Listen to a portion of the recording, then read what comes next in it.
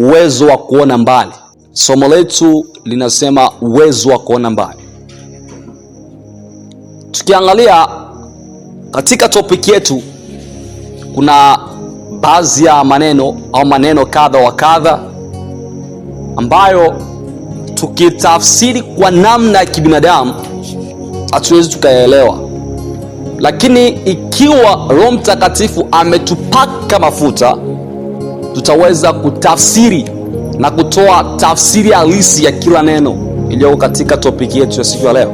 Katika uhalisia wa mwanadamu, kuna vitu ambavyo mwanadamu anaweza akaviona maadamu vipo karibu naye, na kuna vitu ambavyo mwanadamu pia ana uwezo wa kuviona maadamu viko mbali naye, lakini ni wachache sana ambao wana uwezo wa kuona vitu ambavyo viko mbali nao.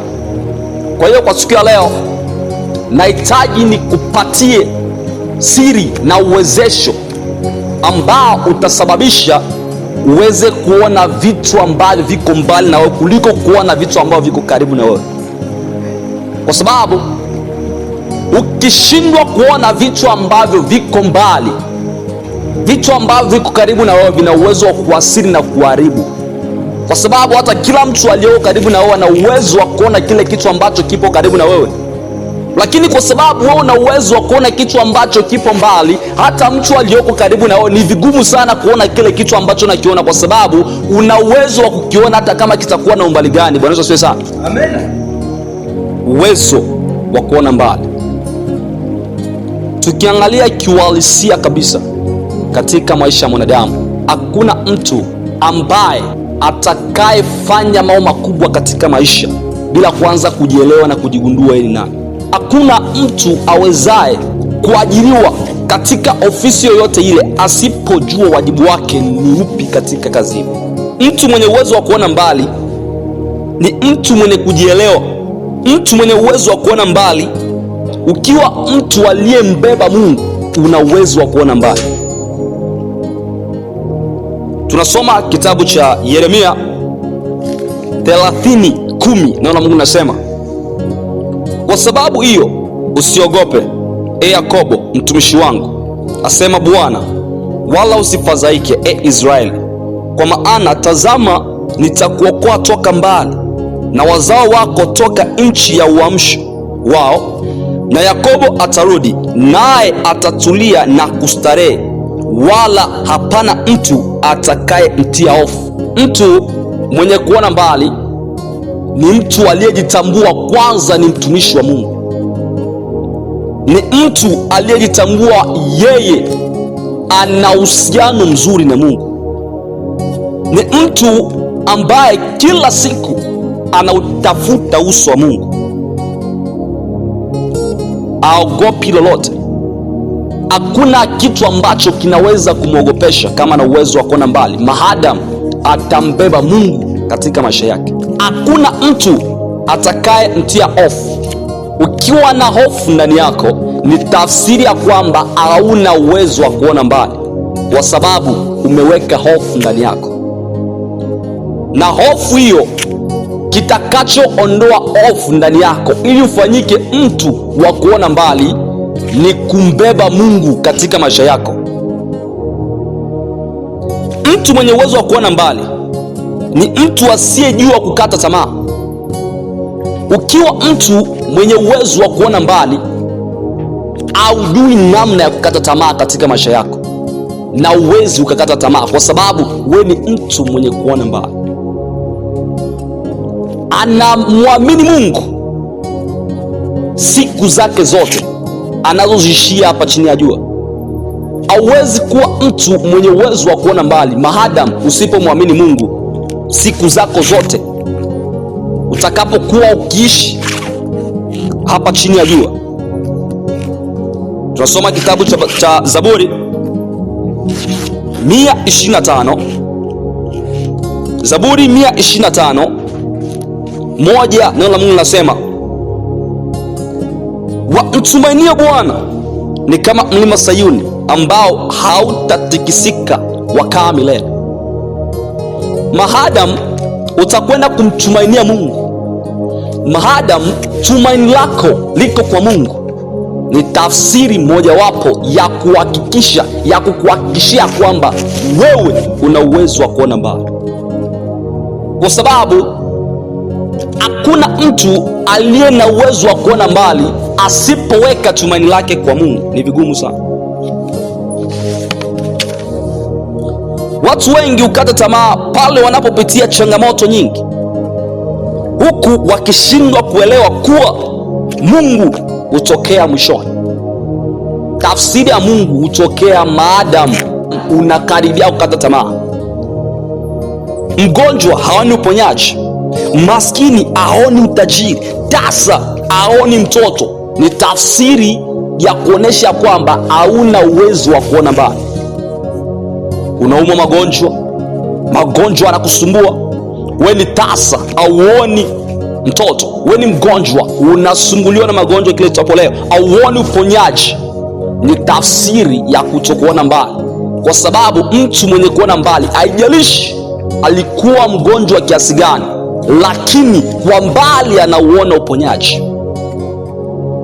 Tasa ana matumaini ya kupata mtoto, lakini maadamu atakapokuwa tu mtu mwenye kuona mbali, anaona mtoto, anaona watoto. Haijalishi watu wamemwambia vitu gani, lakini atakaposimama thabiti na Mungu na kumbeba Mungu na kumwamini Mungu na kuweka tumaini lake kwa Mungu, huyo mtu ana uwezo wa kuona mbali.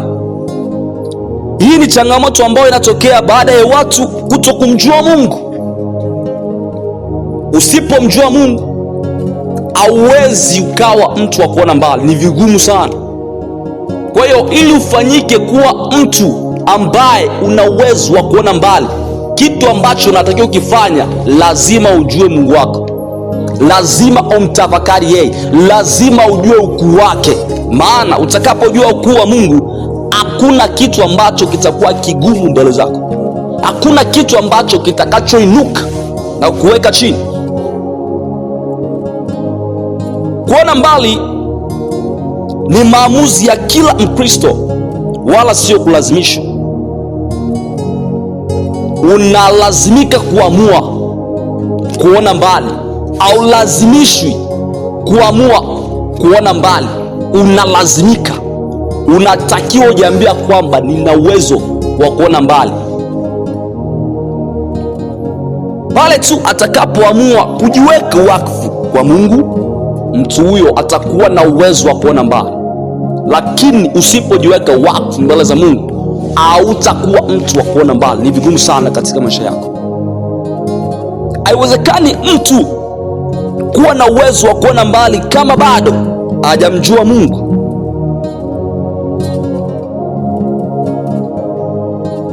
Ufunuo 3:8 nasema kwamba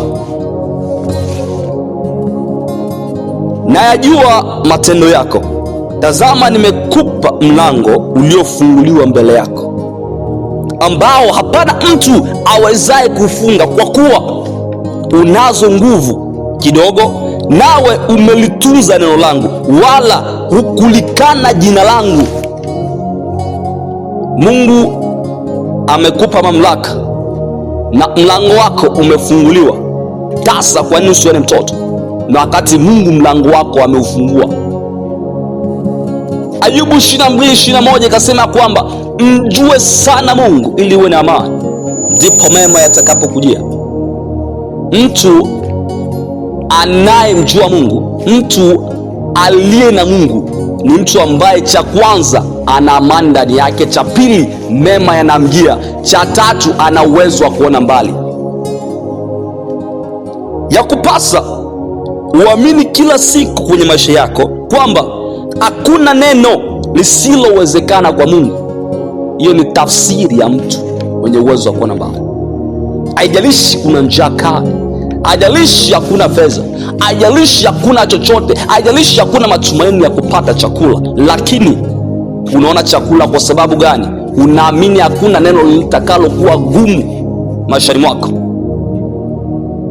Maisha ya mwanadamu haiamuliwi na uchumi wa ulimwengu. Amen. Maisha ya mwanadamu haiamuliwi na hali itakapokuwa duniani, bali maisha ya mwanadamu inaamuliwa na Mungu aliye juu.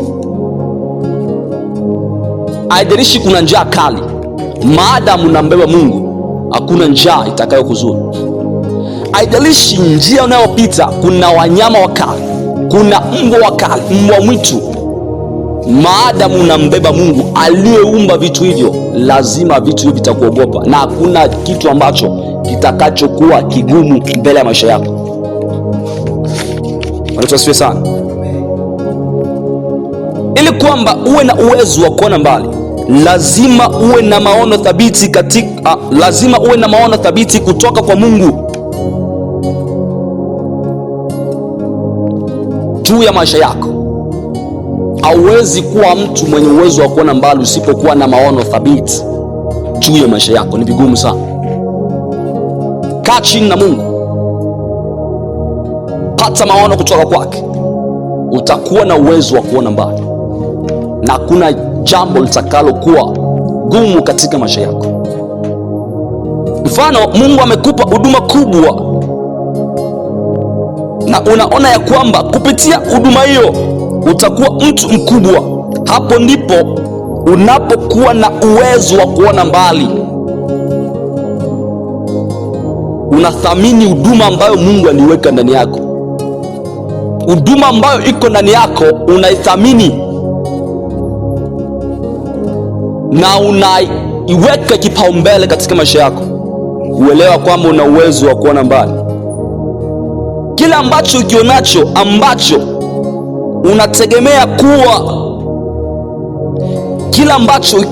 ambacho unategemea kuambia watu, lazima utambue watakuchukia.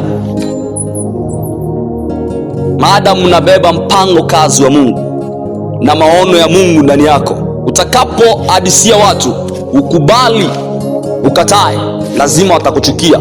Japokuwa watakuchukia, lakini maono yatasimama pale pale, hayatatikisishwa na mtu yoyote. Bwana asifiwe sana. Mwanzo 37:3. Mwanzo 37:3, 5 hadi 8. Nasema kwamba Yusufu akaota ndoto, akawapa ndugu zake habari, nao wakazidi kumchukia. Yusufu hakuchukiwa kwa sababu alikuwa ni msafi, hakuchukiwa kwa sababu alitukana. Kilichosababisha Yusufu kuchukiwa si kitu kingine, bali ni maono ambayo Mungu aliwekeza ndani yake. Haujaelewa bado kitu ambacho nazungumza? Nasema kwamba kilichosababisha Yusufu achukiwe na ndugu zake sio kwamba alikosea wala kutukana, hapana, bali ni maono kutoka kwa Mungu ambayo Yusufu aliambia ndugu zake. Ndipo moja kwa moja, kwa tafsiri kubwa zaidi, Yusufu akachukiwa na ndugu zake. Kisa aliwaambia ndugu zake maono ambayo Mungu aliweka ndani yake. Bwana asifiwe sana. Akawaambia, tafadhalini sikieni ndoto hii niliyoota.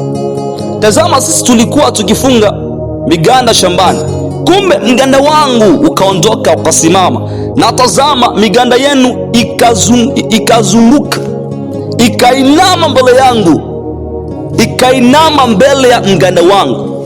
Ndugu zake wakamwambia, je, kweli wewe utatumiliki sisi, nawe utatutawala sisi?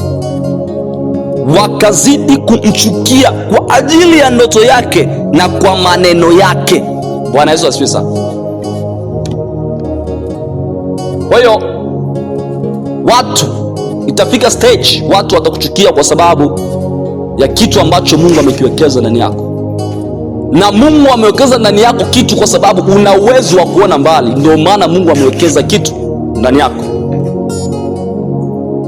Usipokuwa na uwezo wa kuona mbali na kujigundua na kumbeba Mungu, hata kitu ambacho Mungu alikiweka ndani yako ni vigumu sana kuzilika. Hata ukimwambia mtu, ni vigumu sana yule mtu kuchukia kwa sababu ya kitu Mungu alikiweka ndani yako. Na Bwana awabariki. Amen.